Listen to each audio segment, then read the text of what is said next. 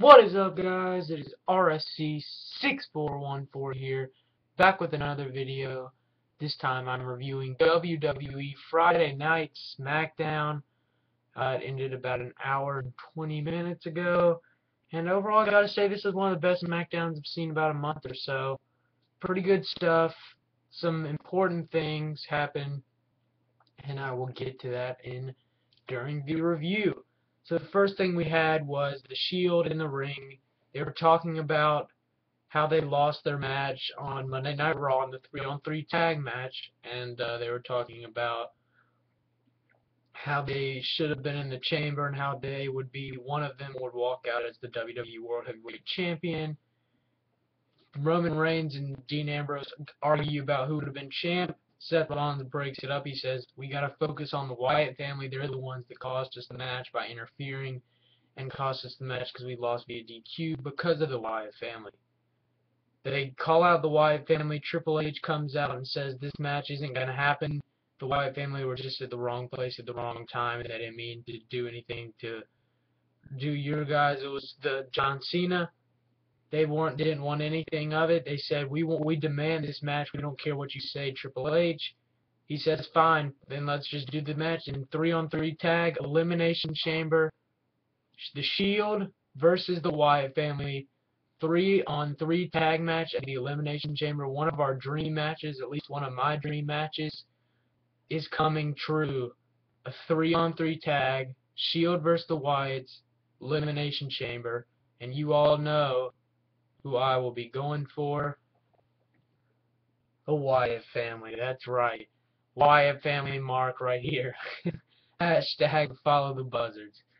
But yeah, I do like the Shield a lot as well. I'm sure we'll see some good build to this, and I'm excited. So that was basically it for the opening segment of the night.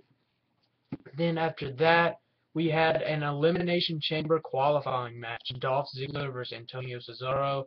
Back and forth action. Good match. Two of the best, most underrated guys in WWE at the moment. They definitely deserve a push. Cesaro did the Cesaro swing. I counted 7 times. Then Cesaro hit the neutralizer on Ziggler. 1, 2, 3. Cesaro is going to the chamber. Thank you, Lord. Antonio Cesaro at least gets a push, even though we all know that most likely he will not walk out of that chamber as the WWE World Heavyweight Champion.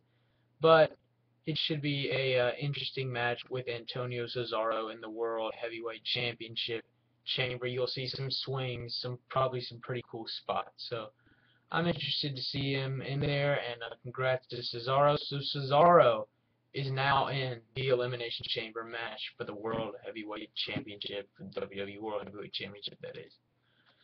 Then the next thing we had was Xavier Woods versus Fandango. R-Truth was on commentary. He said some funny things like Michael Coleslaw, Michael Cole Snow. I got some laughs out of that. Basically what happens, Fandango, Xavier Woods gets knocked off the top rope. At one point, we had Emma in the crowd from NXT. She's been in the crowd for the past months or so with signs that say like Emma-lution or Emma-licious or Emma-amazing or just cheesy stuff. This one said Emma-lution. We saw Emma from the NXT in the crowd. We'll see when she debuts eventually. Xavier Woods gets knocked off the top rope. Fandango hits a suplex on Xavier Woods for the 1, 2, 3. Fandango wins the match. He attacks Xavier Woods after the match, but Truth makes the save, comes to Xavier Woods' aid, and takes Fandango out, basically with the front face, so front face suplex, wins the match. Then the next match we had, Ryback versus PTP, the Primetime Players. This match was really short, about 2 minutes long. Titus O'Neil never even got in the match. Ryback hit the meat hook clothesline, tags in at Curtis Axel. Axel hits the Hangman's face buster on Darren Young for the 1, 2, 3. Ryback picks up the win. After this match, Titus O'Neil comes out. He didn't even get in the match. Argues with Darren Young. Darren Young says they're like brothers, they're like family. Titus says they're not family. He's tagged with Young, and he's been a loser ever since. He says he came to the WWE to be a champion, but he's just holding him down and says Darren Young is dead weight. Titus O'Neil gives a big boot to Darren Young. He turns on Darren Young. Titus O'Neil is gone heel. Primetime Players is finished. Rest in peace, Primetime Players. Titus O'Neil had a vicious attack to the point where Darren Young was almost out cold. Darren Young had blood coming down his mouth from earlier in the match, I guess, when he got hit with the meat hook or the face buster. Titus O'Neil we end that with Titus O'Neil just above Darren Young, staring down at his lifeless body on the ground. And this reminded me a lot about Crime Time when Shad turned on JTG. If you remember, in like 2010, John Morrison R-Truth. Crime Time lost the match in like 3 minutes. Shad never got in the match. Turns on JTG. Big guy turns on small guy. Shad's gone from WWE. JTG, my favorite wrestler in the WWE, is buried, and that's the story. One of them's probably going to get buried. One of them's probably going to get released. The sad fact is, but it'll be interesting to see what they do for this feud. Maybe it'll be like a pre-show match on Elimination Chamber, or who knows. But hey, it'll be interesting. So we'll see what happens with Titus O'Neil and Darren Young.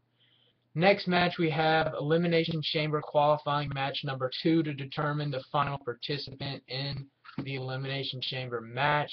You had Christian versus the returning Christian. He might want one more match. One more match. Versus Jack Swagger. We the people.